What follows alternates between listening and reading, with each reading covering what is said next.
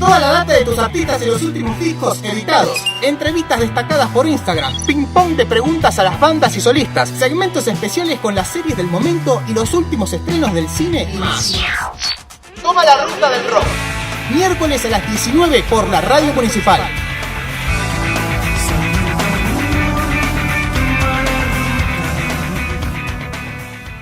Sergio Marchi, lo estamos recibiendo en la Radio Municipal de Florencio Varela. ¿Qué tal, Sergio? ¿Qué tal? ¿Cómo te va? Bien. Acá, haciendo un poquito de radio, que cada vez la radio, viste, nos está, agarrando, sujetando, acogiendo sería la palabra. Sí, la radio siempre acompaña. Vos sabés que reedité un libro mío sobre radio, Cinta Testigo, lo puse en Amazon para que la gente lo pueda leer en formato ebook. Releyendo una de las cosas que decía, por ejemplo, Aliberti, que es uno de los entrevistados, era que se ratifica la invencibilidad de la radio. Me parece que es un poco así también, que la radio supera, digamos, todas las cosas que le han puesto delante, la tele, el cable, internet, todo lo que decían que le iba a matar, no pudo con la radio. Sigue tan vigente como antes y se nota más en estos tiempos. Es que creo que una de las características de la radio, primero, que es compañía, es imaginación y también es comodidad, porque vos podés estar haciendo cualquier cosa y los oídos los vas a tener atentos a la radio. En cambio, la televisión tenés que estar foco, tenés que estar prestando atención a la imagen y todo. Y además nos hace, qué sé yo, lo que cada uno tiene su experiencia personal, ¿no? Pero es encontrarnos con esa imaginación, qué sé yo, los que somos rockeros o amamos la música, esos grandes recitales que hemos escuchado por radio, o esos partidos de fútbol que habremos imaginado, y toda esa magia que es característica propia de la radio, nada más. Sí, la radio digamos, tiene una magia que no tiene ningún otro medio. Claro, eso, seguro. Sergio, recién hablamos, está bien, estamos en línea del otro lado del conurbano bonaerense con nuestro amigo Jorge Flores, que está ahí. Ah, mira qué bien, estamos todos. ¿Qué tal, Sergio? Buenas noches, ¿cómo estás? Hola, Jorge, ¿cómo te va? ¿Cómo estás? ¿Bien? Bien, todo bien, por suerte. Estábamos recordando un poco al principio del programa, bueno, la experiencia, la visita tuya a Florencio Varela cuando hiciste la presentación de Hombre Suburbano, y bueno, y ahora se están cumpliendo 10 años de la publicación, ¿no? Del libro. Sí, 10 años, no sé cuál es la fecha exacta, porque nunca sabe cuándo se edita exactamente un libro. Quizás haya sido fines de marzo, pero me acordé los otros días de casualidad. Alguien me hizo acordar y dije, 10 años de Hombre Suburbano. Incluso, bueno, subí un video recién en YouTube recordando el hecho, un poco el proceso que llevó, porque fue un proceso bastante intenso el de hacer la biografía de Papo. Estaba muy mal documentado, no había mucho registro de todo lo que él hizo, entonces bueno, hubo que trabajar bastante, pero yo tengo un orgullo muy especial por este libro, porque pude cumplir con un deseo que creo que tenía Papo, que era que hubiera un reconocimiento a la figura histórica de él, y ese libro trató de contar toda la historia con las luces y con las sombras, siempre con respeto, siempre con cariño, desde el lado del cariño y la admiración, no desde el lado del amarillismo. Claro, sí. Y además propio de la figura bueno, viste, las figuras, las estrellas, como en este caso Papo se convirtió, o sea, se lo reconoció, como decías vos, en algún momento de su carrera, pero quizás la obra de él es desde su inicio, o sea, desde Los Gatos para acá, supongo. O sea, fue un protagonista esencial de la historia del rock argentino, y que, bueno, vos lo abordaste, también llevás ese hilo conductor de diferentes maneras, ¿no? El libro. ¿Cómo fue, o sea, construir el libro? O sea, tu guión mental, ¿cómo lo fuiste elaborando? Mira, los libros se van haciendo a medida que vos vas trabajando. Claro. Obviamente, lo primero que hice fue charlar con Liliana y con Luciano para avisarles, cuando vos podés hacer un libro sobre cualquier persona que sea una figura pública. Papo lo era. Claro. Digo, yo no necesitaba un permiso, pero me parece de buen código avisar que uno va a hacer eso.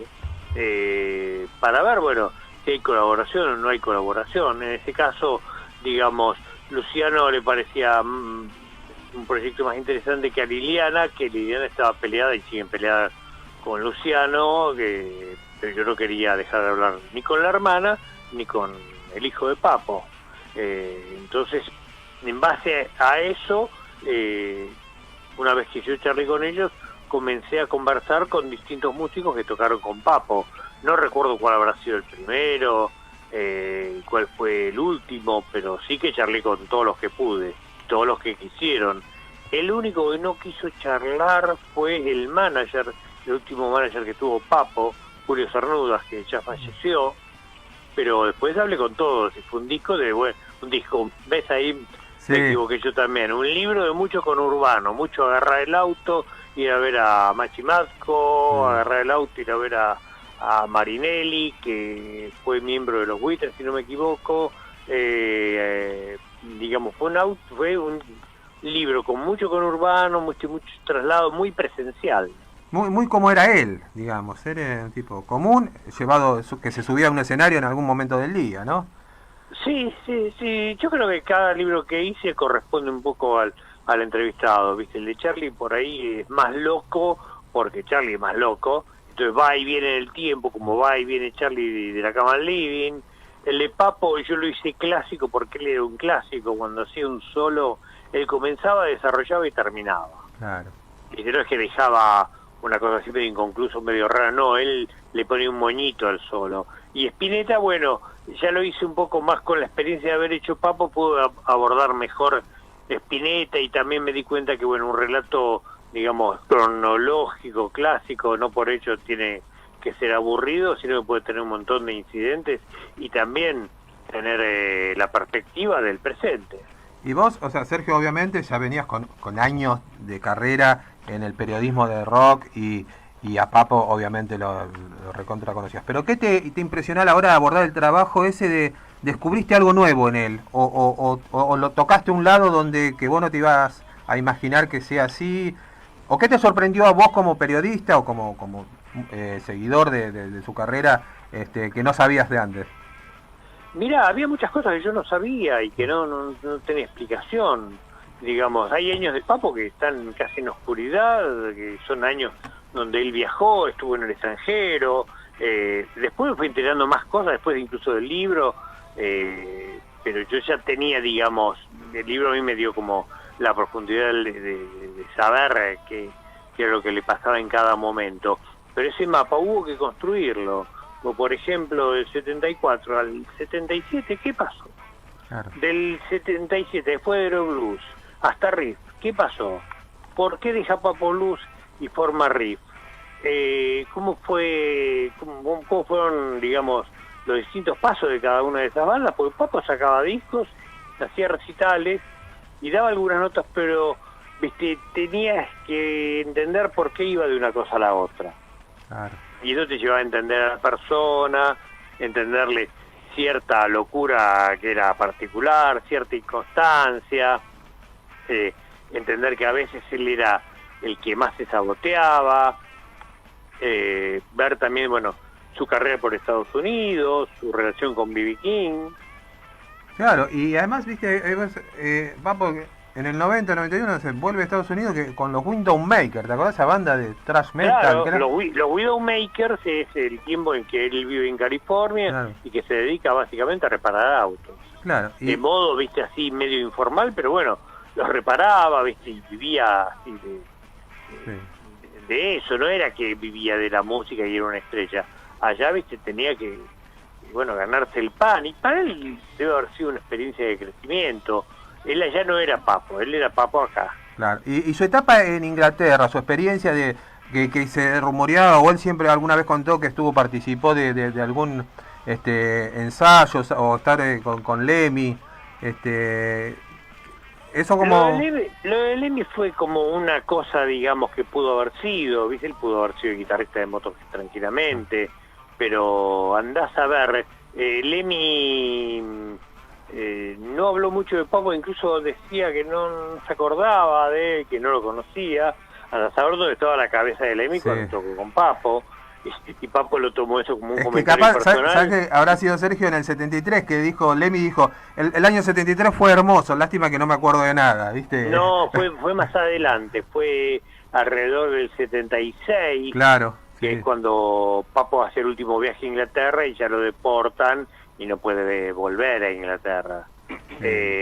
Papo siempre tuvo el afán de tener una carrera internacional y viajó varias veces, pero bueno, no tuvo suerte. Tocó también con Peter Green, que era uno de sus grandes ídolos, que fue el primer guitarrista de Fleetwood Mac cuando era una banda de blues, y nada, intentó tocar con Peter Green, pero un día Peter Green fue a la sala y dijo: muchachos, van a tener que seguir ustedes porque yo me voy a internar porque estoy muy mal.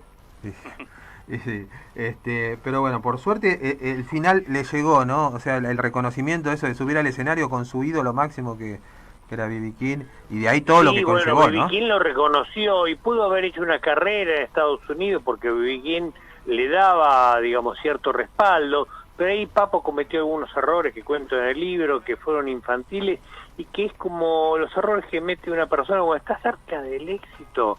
Esa es la parte más difícil. Claro. Yo creo que es ahí donde uno tiene que tener la visión muy clara y no mandarse macanas. Y Papo se mandó algunas que le costaron, bueno, la posibilidad de una carrera internacional, que era lo que él quería. Jorge, ¿está por ahí? Sí, justo, te estaba por decir. Decime. Sí. No, quería preguntarte, Sergio, bueno, justamente volviendo al libro y específicamente al prólogo, hubo una fecha muy muy especial en la cual, bueno, por supuesto tuviste participación, que fue el 25 de marzo del 2010 en el Luna Park, donde te encontrás con B.B. King, justamente para poder tener un testimonio en el libro. Creo que podías hacer una pregunta, contanos, pero él te habilitó para hacer dos. Contanos, por favor, ese encuentro con B.B. King. La cosa fue así, B.B. King no estaba dando notas, lo cuidaba mucho, un señor de más de 80 años, y por medio del organizador del show, que era Mario de Cristófaro, yo pude llegar a B.B. King. Pero B.B. King tenía la costumbre de recibir un montón de gente, ¿viste? Sobre todo mujeres, yo creo que él siempre tenía como por más viejo que fuera, tenía la libido arriba. Y me acuerdo que yo fui al final y que le dije que yo era periodista, que lo molestaba porque estoy haciendo un libro sobre Papo. Cuando le dije Papo, él le cambió la cara y me dijo, era un hijo para mí. Me dijo, bueno, tratándose de Papo, pueden ser dos preguntas, no una. Entonces, nada, hablamos un poco de cómo lo recordaba y contó un poquito de Papo, y yo salí tan, digamos, ¿cómo decirte?, contento, ¿viste? Con tanto ánimo de ahí, que me puse a escribir el prólogo inmediatamente. Esa misma noche llegué a mi casa, me puse a escribir, y ahí arranca la escritura del libro. Claro. Hablando de hijos también y padres, hay algo muy interesante también dentro del libro que me conmovió también, que fue el archivo de la madre, que guardó durante mucho tiempo y que fue de utilidad para el libro. Contanos un poco cómo fue ese archivo que la madre Angelita se llamaba, guardaba. Sí. Mira, la cosa fue así. Yo tuve una charla con Florencia, que fue la última novia de Papo, y Florencia, bueno, fue una charla bastante exhaustiva, pegamos muy buena onda, y ella me contó, me llamó, digamos, unos días más tarde, me preguntó si estaba en mi casa, si podía pasar. Le dije que sí, y me dijo, mira, te traigo esto. Abrió el baúl del Falcon que le había regalado Norberto. Norberto le había dicho, le había dado una valija y le dijo, si ordenas esto, yo te regalo un auto. Y eran todos recortes que había hecho la mamá de Papo de cada cosa que veía del hijo. Ella la guardaba, la recortaba, y lo metía todo en una valija. Obviamente la valija se llenó de cosas, y esa valija, ¿viste?, fue como una aliada fundamental para este libro, porque me llegó en un momento, ¿viste?, de la investigación donde realmente yo pude completar algunas cosas que no tenía. ¿Viste? Una Radiolandia del año 72. Había cosas piezas no del sabe ningún rompecabezas, archivo. claro. Entonces, yo digo, es muy loco esto. Es como si Angelita del cielo me manda, viste, a Florencia, que encima en el baúl del auto tenía el libro de Charlie que yo le regalé a Papo con mi firma. Sí. Entonces dije, wow, qué momento, se cierra el círculo. Estoy por el buen camino, viste. El libro que obviamente se lo quedó Florencia, pero para mí, viste, fue lindo ver que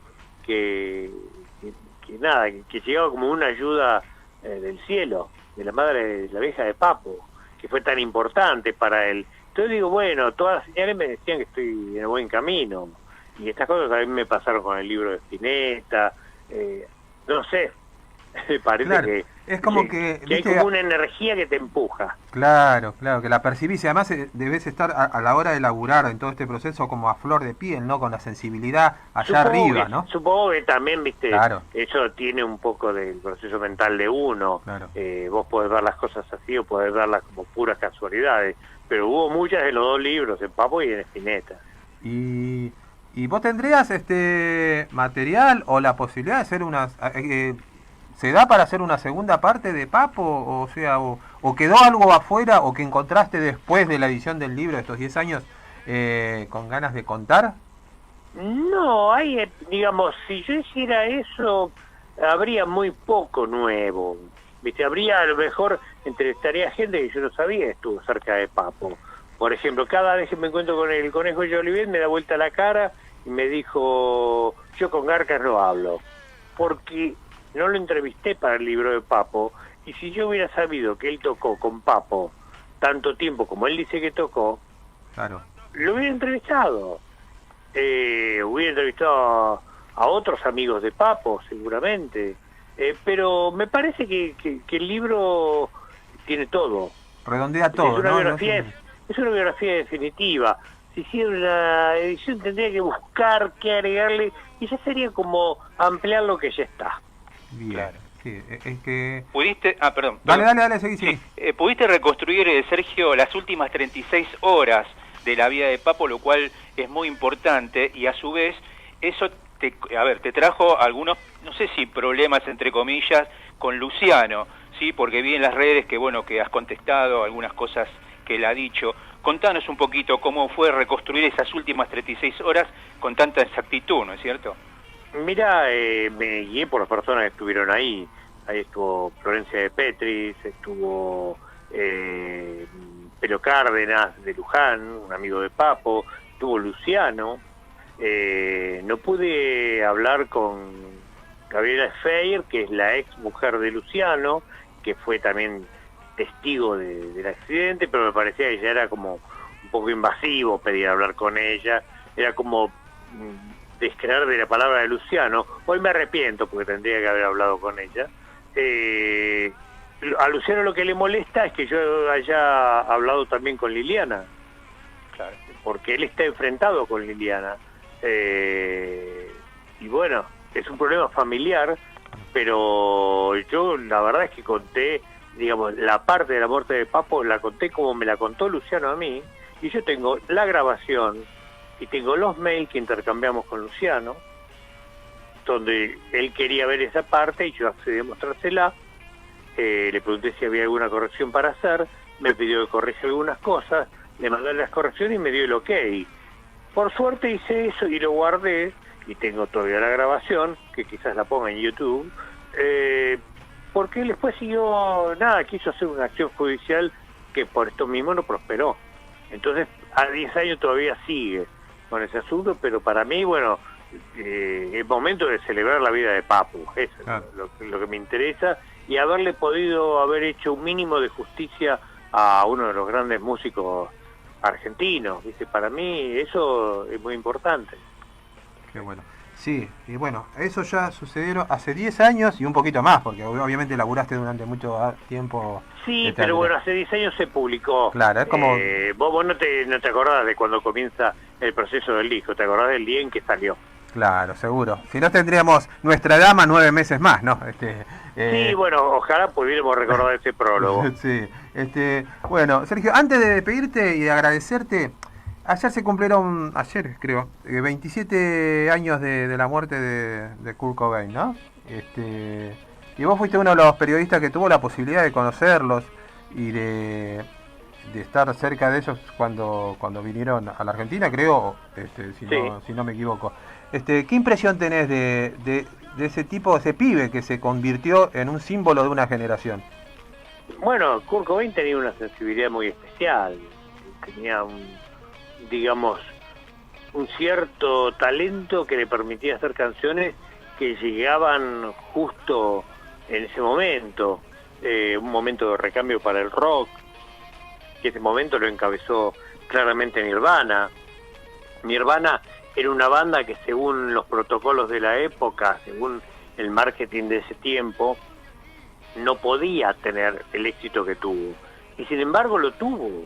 Y a raíz de Nirvana después tuvimos Pearl Jam, Soundgarden, Stone Temple Pilots, Alice in Chains y un montón de cosas nuevas que pasaron durante el rock de los 90, que es mucha gente, me estoy dedicando ahora más que nada a la docencia, y mucha gente viene a estudiar conmigo y quiere estudiar ese proceso donde el rock universitario se convierte en el rock alternativo de los 90 y cambia la cara del rock de su tiempo y renueva la música, renueva el estilo y abre la puerta para un montón de cosas que no hubieran sucedido de no haber sido a lo mejor por el éxito de Nirvana.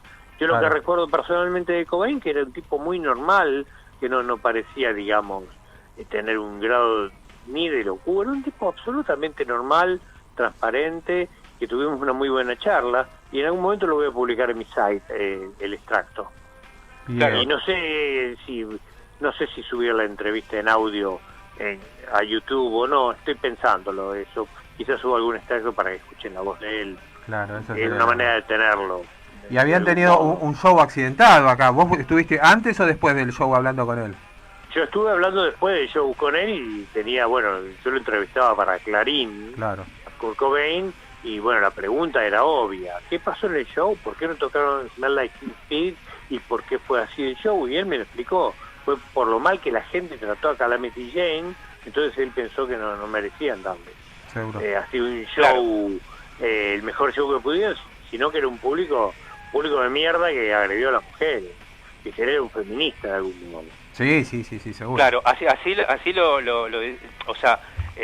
lo presentás vos, ¿no? Como que fue el primer adelantado feminista. Pero no sé, porque la verdad es que el primer adelantado feminista fue John Lennon. Claro, también, es verdad. Pero Yoko Ono le marcó mucho el paso.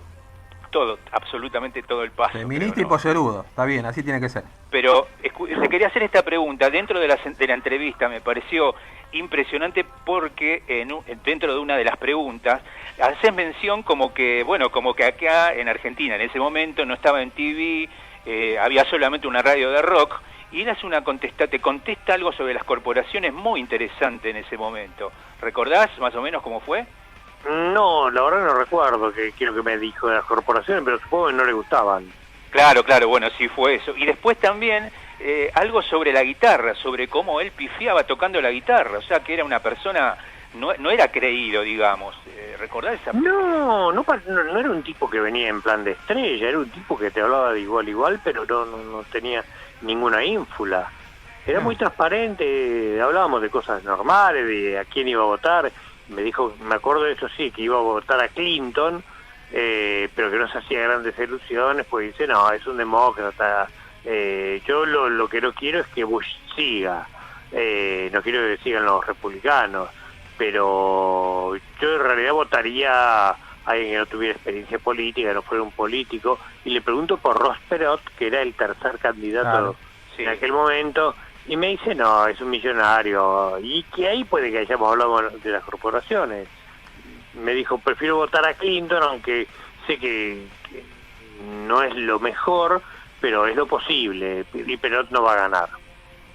Claro, también la importancia de los Beatles, también porque preguntaste cuáles eran sus bandas, y te dijo Beatles y The Monkees, ¿no es cierto? Sí, creo que de los Beatles seguro, de los Monkees sé que he hablado en algunos reportajes. Lo que pasa es que también hay tantas notas que se le hicieron a Cobain y en tan poco tiempo, porque fíjate que el éxito aparece en el 91 y él se suicida en el 94, que a veces se te mezcla, ¿no? Pero a él sí le gustaba mucho la cosa muy punk y la cosa muy pop, tal vez. Claro, claro, justo fue el disco Nevermind, que fue el disco que bisagra, ¿no? Que abrió toda la música de una generación en Estados Unidos, que vinieron bandas importantísimas para la cultura rock, incluso paralelo a lo que pasaba en Inglaterra también, ¿no? Que también venían bandas... En Inglaterra había otra situación, era muy distinto de Inglaterra. Inglaterra ya había tenido su renovación, su recuperación del rock en el año 1989, en un proceso que duró hasta el 91. De hecho, ellos en el 92-93 estaban en una transición hacia lo que en el 94 se iba a transformar el Britpop. Claro, Pero eran distintos. Por ejemplo, Radiohead no forma parte del Britpop, pero sí forma parte de lo que es el rock alternativo de Estados Unidos, aunque sean ingleses. Claro. Y bueno, qué rico. Recordando esos 10 años, imagínate que ahora cómo nos debemos sentir, ¿no? Escuchando ahora lo que está sucediendo. Pero... Sí, bueno, pero siempre suceden cosas. Sí. Lo que pasa es que ahora hay cosas muy buenas, pero a lo mejor no tienen tanto éxito. ¿Viste? El nivel de la música popular creo que ha llegado al más bajo común denominador, y que es un poco donde lo quiere la industria, ¿no? Una música facilonga para vendérsela a la mayor cantidad de personas. Entonces, bueno, así tenemos el reggaetón, el trap, ¿viste? Tenemos música muy agresiva. También el mundo está en un tiempo agresivo, pero la Argentina, bueno, está sobre todo bastante crispada. Sí, seguro. Sería bueno que la música apuntara a otras cosas, no a exacerbar crispaciones. Lo que haga algo superador, ¿no? Como hizo siempre cada Exacto. tanto. Bueno, el rock era eso. Claro. Hoy, digamos, mucha gente dentro del rock mismo propone divisiones, ¿viste? Y hay veces que vos hablas bien de una banda, no porque hablas mal, sino porque hablas bien o porque al otro no le gusta cómo pensar y te insultan en redes y tenés que andar con el cuero duro. Pero bueno, también el botón de bloqueo ayuda bastante. Seguro, pero además, por todas las confrontaciones que el rock ha pasado en la Argentina, principalmente, donde, viste, vos decías, o escuchabas Spinetta, o escuchabas García, o escuchabas Soda Stereo, o escuchabas Los Redondos, o escuchabas ese... Pero eso había que escuchar todo. Escuchábamos todo. Claro. La verdad es que la división real viene a fines de los 80. Vos a lo mejor discutías a Papo o Spinetta, claro, en su tiempo, pero yo la verdad es que fui a ver a Charlie, a Papo, a Spinetta, fui a ver a Sumo, a Redondos, a Soda. Realmente esa división viene después y parte del público, no de los músicos. Entonces hay algo ahí en la sociedad. Y hay un poco de futbolización, ¿no? Cuando en la etapa de la futbolización del rock, donde... Sí, pero no es solamente la futbolización del rock, hay algo más en la sociedad. Mire, tenemos una sociedad bastante bipolar. Entonces me parece que hay un montón de cosas que están sin resolver desde hace décadas y que eso, viste, son como tumores que avanzan. Claro. Sergio, diste tu testimonio, te quiero hacer esta pregunta. Diste tu testimonio, bueno, para la gente, para los oyentes, hay una campaña para inducir a Soda Stereo al Salón de la Fama del Rock and Roll en Cleveland, en Estados Unidos. Diste tu testimonio, ¿sí? Porque lo pude apreciar, lo pude ver. Y contanos un poquito, o sea, ¿te parece que está bien que Soda Stereo esté incluido dentro del Salón de la Fama? ¿O quizá otra banda? Que es hora de incluir a los latinos, ¿viste? Y que el rock and roll no es una cosa que solo pasó en Estados Unidos y en Inglaterra. Y me parece que dentro del rock latino no hay banda más importante que Soda Stereo. Pero eso no hace falta que yo lo diga. Yo creo que cualquier mexicano, chileno, colombiano va a estar de acuerdo. Exactamente. También dentro de un Instagram, bueno, que pude compartir contigo, te pregunté sobre el libro Room Service, que probablemente, o sea, si puede haber una segunda vuelta, así como Gustavo preguntó sobre Papo, yo te pregunto si está dentro de tus parámetros hacer una segunda parte de Room Service. Un gran libro, por supuesto que recomiendo. Te agradezco el piropo. Según mis parámetros, vamos a decirle, yo no debería insistir con segundas partes de libros que ya fueron escritos. En el caso de Room Service y en el caso del Rock Perdido, lo pienso. porque Room Service hay mucha gente que quedó afuera. Sería un libro con menos estrellas. Pero yo prefiero buscar cosas nuevas que no haya hecho. Digo, Room Service a veces me da vueltas en la cabeza la posibilidad de hacerlo, pero todo depende también de cómo se configuren las cosas. Yo no creo que pueda salir Room Service por una editorial grande. Entonces estoy probando un poco, como dice con Cinta Testigo, el camino de la independencia, el ebook, a ver cómo va eso, si a la gente le interesa, si a la gente le llega, lo puede comprar.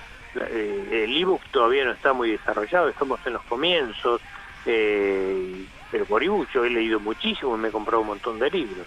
Seguro. Entonces me parece que cuando se popularice eso, los escritores vamos a tener más libertad de poder llegar al público con otras cosas. No sé, la historia la vas escribiendo a medida que la vas transitando. ¿Y tenés en carpeta algún nombre, digamos, ya como para bueno, hacer un proyecto nuevo? Después del gran libro de Spinetta también, ¿no es cierto? ¿Cómo qué es lo que dijiste de Spinetta? No entendí eso. Claro, después del gran libro de Spinetta, Ruido de Magia, si tenés en carpeta un nuevo proyecto con otro músico o argentino o internacional. Siempre hay proyectos, pero yo nunca los develo antes de que se hagan. ¿Viste? Por una cuestión de cábala, por una cuestión de no quemarlo. Bien. ¿Viste? Proyectos hay siempre, pero también es difícil encontrar los tiempos para libros grandes. Capaz que es un librito más chico, de alguna cosita o de algún internacional. No sé, la verdad no sé qué es lo que vendrá, pero nunca... Hasta que el libro no está en la calle, yo no levanto la perdiz. Te agradecemos, bueno, como siempre, tu generosidad para poder charlar. Podríamos estar horas hablando y eso es lo más lindo de vos. ¿Dónde te podemos escuchar? Y además, vos estabas recién contándonos que estás dando talleres o cursos sobre rock. ¿Cómo podemos hacer para acceder a esas clases? Mira, es muy simple. A mí me mandan un mail a cursos de rock todo junto, @gmail.com, o me siguen en redes que cada tanto paso el aviso, y yo doy clases individuales. Prefiero que sea así porque más, no sé, me es más entretenido ir saltando de una cosa a la otra. Entonces, viste, hoy arranqué con historia de rock argentino, después seguí con historia de rock argentino pero de otra época, después con historia de rock internacional, después con un curso sobre post-punk, mañana tengo un curso de Led Zeppelin.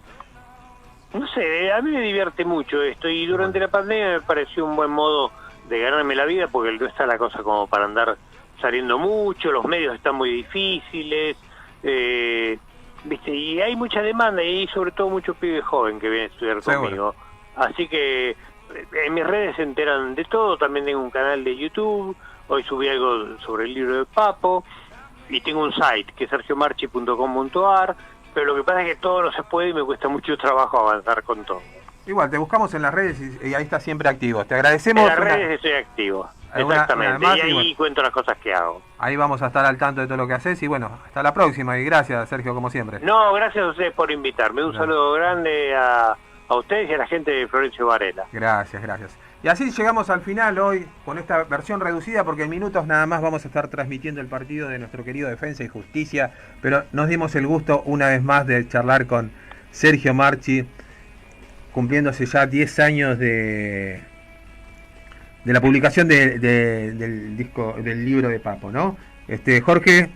Sí, así es, sí, como siempre, bueno, la charla siempre rica, podíamos estar 3 horas hablando con Sergio.